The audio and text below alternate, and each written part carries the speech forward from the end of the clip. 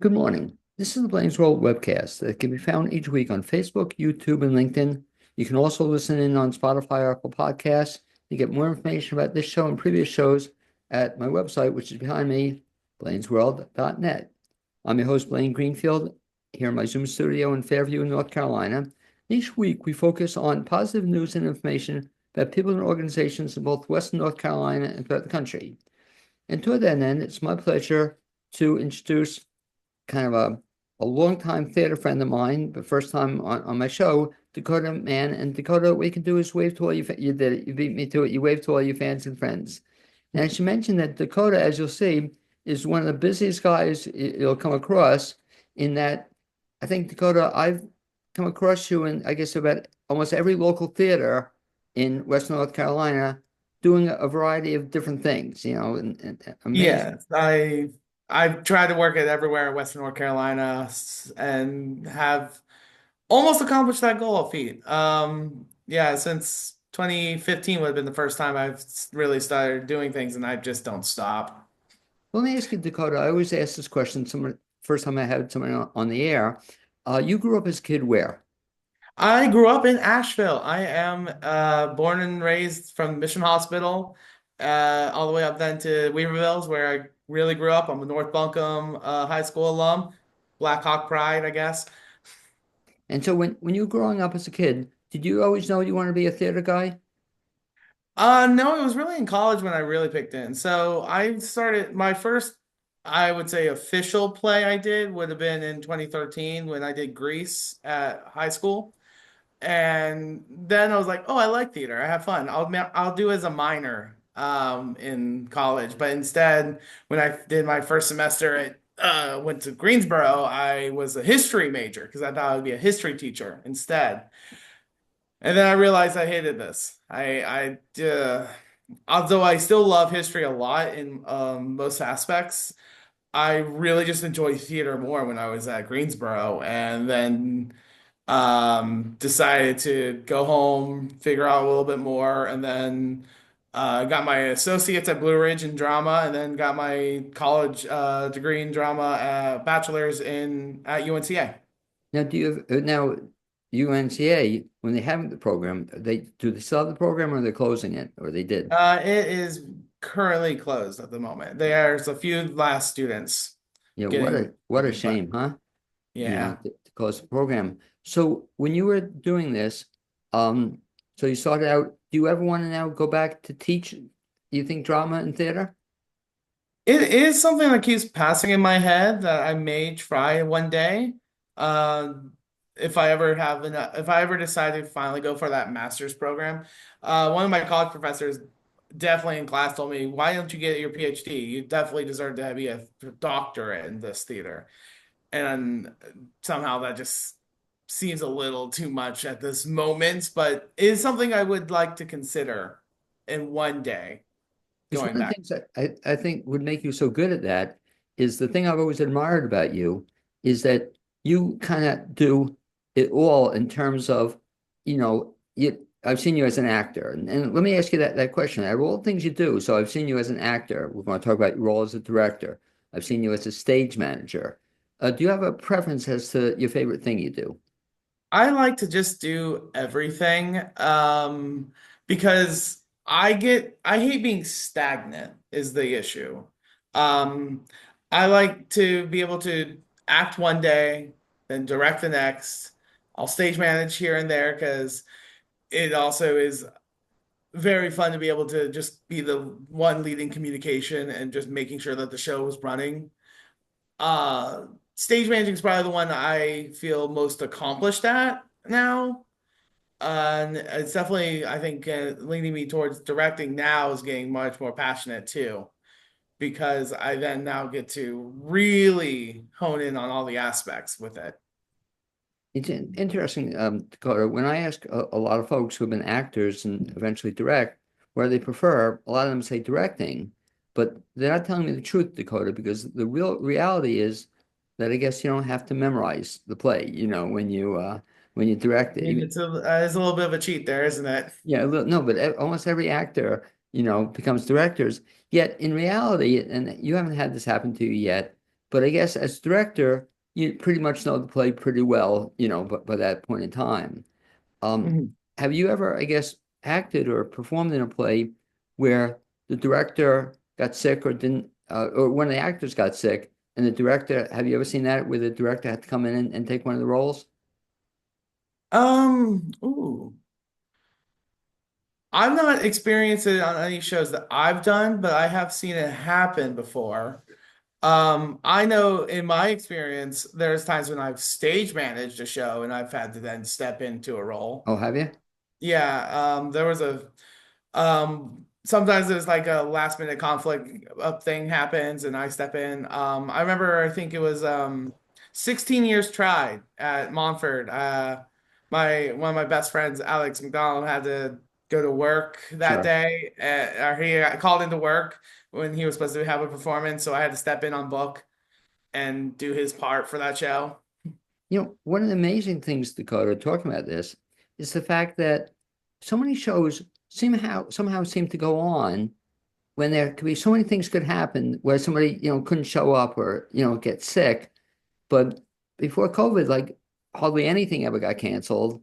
And even after COVID, very few plays, when you think about it, all the different things that go wrong, yet they somehow get performed. It's just amazing. That show goes on mentality. I Yeah. don't think that will ever go away. Yeah. So talk a little bit about then. So you were acting 2013 was your first role acting. When did you start getting into stage managing? That would have been probably around 2016, I would say. So I remember working, it was at Montfort again. So I was doing a show called it was a Christmas Carol. Everyone knows a Christmas Carol. And so I was working and I was acting in that show, but I was working with Chelsea Gaddy.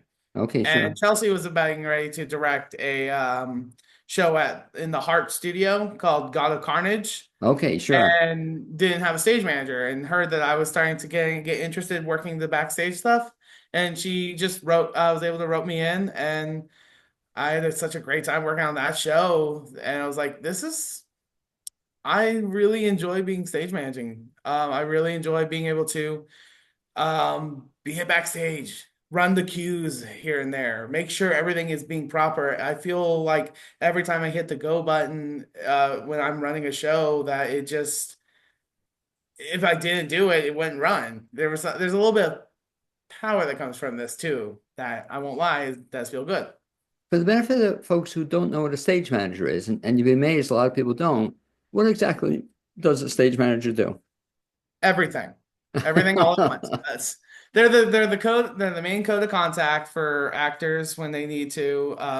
They're the ones who help run the production side. They're the ones who help make sure that the set is running, the lights are set, the sound design's going. They're the ones who have to communicate. They're the leaders of communication in the field. That every contact needs to go through the stage manager in order to make sure everything functions. And it's a shame because the director always gets credit, but in essence, a lot of people probably don't realize this as well, that once the show is up and running, the director oftentimes isn't even there. Is that correct? Correct. So usually the director's job is done at tech week. The few notes here and there, but once it hits tech week, it's the stage manager's job to make sure everything is running. So they're the ones who need to make all the calls. They're the ones who actually run the tech rehearsals so the director can sit, do the last few nitpicks here and there to make sure that their show's vision is solid. And the stage manager then, after once it opens, the director can't doesn't have any more say in the matter because then everything should be solid to the director's vision. And it's the stage manager to uphold that vision through the show. How many ballpark, I don't know if you have an exact number, but ballpark, how many shows would you say you were stage manager for? I would go with somewhere between 25 to 30 at this point. Okay, wow, that's a lot of stage managing, and there's one or two other people in the area, but you seem to be the almost the go-to guy for being stage manager for lots of productions. What's really cool, you've done them in lots of different theaters, is that correct? Yes, I've lost count on how many theaters there are in a town, but I believe the only theaters I haven't actually worked at is, strangely enough, Asheville Community Theater is one I haven't done anything with, or technically NC Stage in the I did some shows in the space, but I'm not directly worked with the company yet. And then the other one, have you done anything at the Black Mountain Theater? Oh, and no, I have not done anything at Black Okay, Mountain yet. that's a cool little theater. Someday I'll see you getting up there. So let's fast forward then. So you started in 2013, and then you've been doing lots of acting, and I've seen you in a bunch of things. Do you have a favorite role you've done in all the plays you've been in the Asheville area? The first one that comes to my head is Red, when I Okay, played well, Ken as the assistant. and that's when I get a chill when you say that, because I think that's the first thing I saw you as an actor in, and I was blown away by it. That was a great show, wasn't it? Uh, that show it was one of the ones I had help getting set up because I read the script in college. I was like, I really need to make sure that I can get this role done. So I reached out to Jeff Messer and Mark Cameron, and we all got set up. Mark fell in love with the character of Rothko, and me and him just had good chemistry. And that's a show I would do in a heartbeat again. It's funny as you're saying, I can see it in front of me. It was just so good. And like I said, I don't think I had seen you acting or maybe just briefly in something. But you were so good in that. It was like a perfect role for you. I just thought, and I think some other people have done it since. I think I forgot who else did it. But to your credit, I know Black Mountain's doing it soon. John Hall's going to play Rothko. I oh know that really? much. Yeah, that Okay, happens in May, okay, John will be great I for think. it. But somebody else, I think, did it after you guys did it, and I think I recall seeing it, and it was good. But your role, it was just the two of you and Mark were just so amazing in that. Yeah, no, but you had this chemistry. It's just such a great role, and so that was a great role. Anything else comes to mind? Your favorite roles you've had? I really also, so I did, it was October 23 was Death of a Salesman. I played Happy Loman in that one. And that was a really beautiful piece of theater that we got to do. My friend Doug Savitt directed Right. it. Yeah. And he let me play this type of role that most people would never really cast me as kind of um, charismatic ladies man of a sort, a little chauvinistic kind of character, and help me and let me find a way to both realize his issues, find where his insecurities lay, and able to really connect into this role more than anyone else. And I got also do it. Biff was one of my other great friends, Stevie Jones from college. Actually, it was the first time we worked together since college, and the brotherhood just stuck there since Yeah. then. I forget. Were you the older or younger? The older brother. The older, yeah. It's just that was so. It was interesting. Sorry, the I, younger brother. y- y- I should remember this better, shouldn't yeah, I? no, because I Happy's remember. the younger brother. Yeah, I was thinking. But really enjoyed your performance in that as well. So now we'll go to. So you've done a bunch of different things. You stage managing, directing, acting, and I told you I love seeing you as an actor. But now all of a sudden you're going to be directing this play. And talk a little Mhm. bit about if you would, Dakota, the play you're going to be directing. So the play I'm directing that is called Life Sucks by Aaron Posner. People might recognize that name because he's also the one who did Stupid Fucking Bird, which Okay. just played in Asheville recently. Just like Stupid Fucking Bird, Life Sucks is a modern retelling of another Anton Chekhov play, Uncle Vanya. Do not worry for anyone. You do not need to know the plot of Uncle Vanya because we are pretty thorough with the plot in it. We modernize it to a modern setting as well as adding a few little bits. So with Chekhov, you have you got your alcohol, you got your gunshots, you get some romantic twists, and you get contemplating life in general. This show also adds a little bit some music dances, some puppetry, and some I had a third one. I was ready for it, but oh, my day died. Now, had this been done? I'm trying to think. I don't know if I saw it. Has it been done in the Asheville area? Has never been done in this region. Okay, that's what I thought. I saw the other one you mentioned a couple of times, the stupid fucking bird. A couple Mhm. people have done that. But that's so this is interesting. The first time it'll be done in this area. Had you ever seen it before or read it? What? I've I've read it before. I've read all of Aaron Posner's plays as well as all the Chekhov's. I just remember the third one is theatricality. So there's a lot of fourth wall breaks in this piece, audience interaction here and there. Together, the whole point of this play is also to discover what is life. Does life actually suck, as the aforementioned title? Um, it can be a little bit of a middle ground. The whole point, I believe, of this show is to get audiences to think about their lives and ask, does it suck? Or are you Well, even having a good time? one of the things I look forward to, and I really hope I can get to see it, is that just because of the fact, like you said, I never saw it before. And also, I was going to ask you about this. I don't know, was there ever a film version of this, or has there been a film version? There is a film version of Uncle Vanya called Vanya on 42nd Street, Right. which is Yeah. Andre Gregory directed with Wallace Shawn as Vanya, the Right. same pairing from My Dinner with Andre. And it's really lovely. No, but that It's one, another but beautiful, Life intimate movie. Sucks is different than that, right? Though. Yes, it's a definitely so that movie definitely plays into the classical text. There's definitely nothing of Life Sucks that has been filmed, recorded wise. Because I wonder, and I'll ask, get your opinion on this, even went back to your days when you did Grease, a whole decade ago. Um, if it was available, what's your thinking about seeing a film either before you're going to be in it or directing it or after or during? Do you have any opinion on that? I don't mind it. I don't let it focus on what my craft.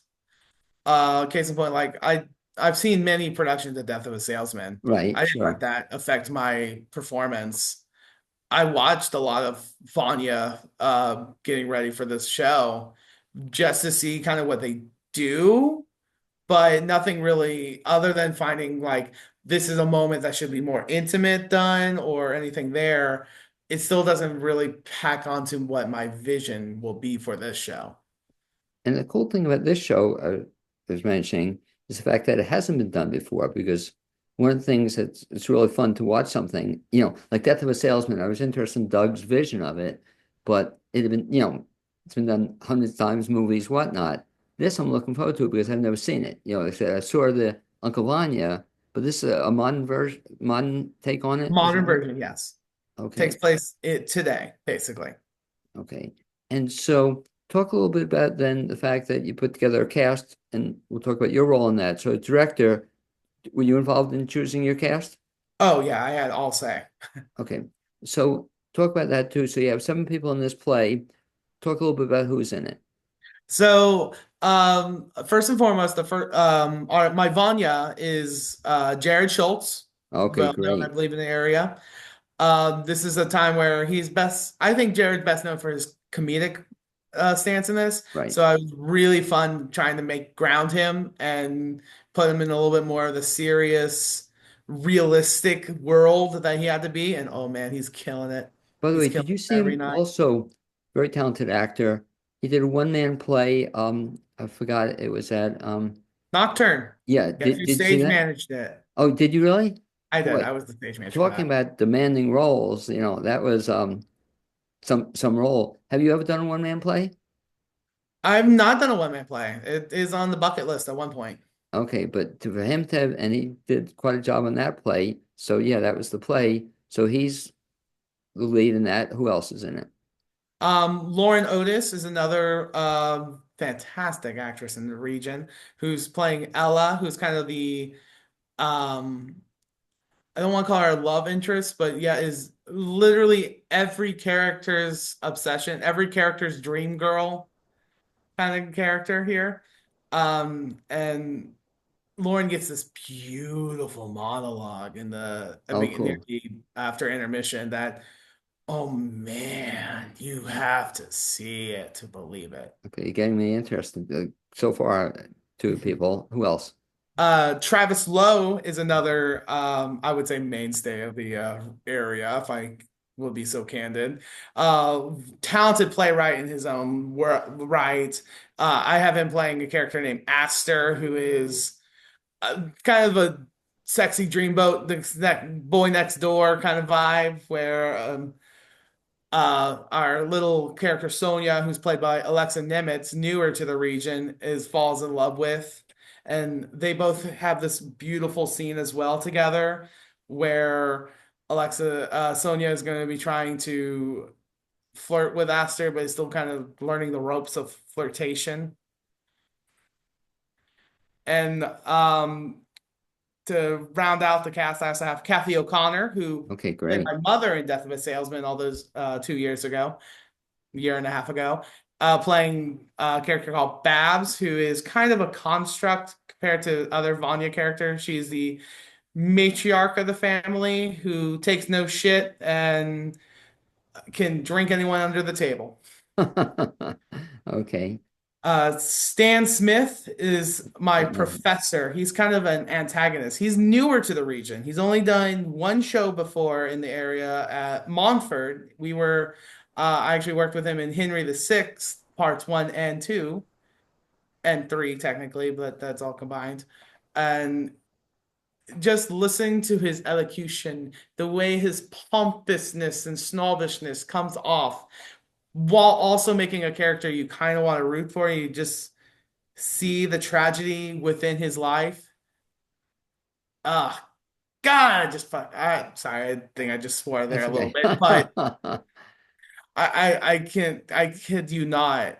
This show has so many of the most beautiful monologues that anyone can ever perform. You, they're a highlight of each show. And the last one, the last character, Natalie Broadway plays Okay, Pickles, sure. quirky, kind of spinster who loves making puppets.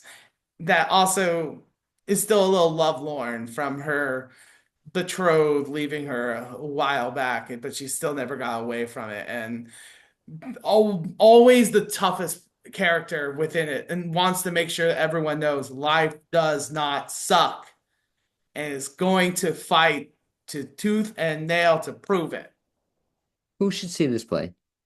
Who should see this play? Everyone. I mean, like, Because yeah, like age-wise, for example. it is going to be rated PG-13. Oh, it I is? will say there is going to be a few moments where I'm not going to tell you which character, but you may see some underwear. I think we all pretty much mature. I think a 13-year-old can handle some underwear. Okay. There is going to be a lot of swearing. I'm trying not to swear, but I swear like a sailor. So I don't want to get too wrapped up to that. But not necessarily Um, not necessarily for young kids. Not for the younger, no. Yeah. Not for anyone who can't handle some swearing, I guess some underwear, some gunshots. It's a Chekhov play. We have to have a gun. It's kind of the rules. And what you said was interesting. So to see it, so you don't have to know Chekhov, you don't have to know the play. You'll be able to pick up watching just the play itself. Because every character is just too relatable. Everyone will know these people.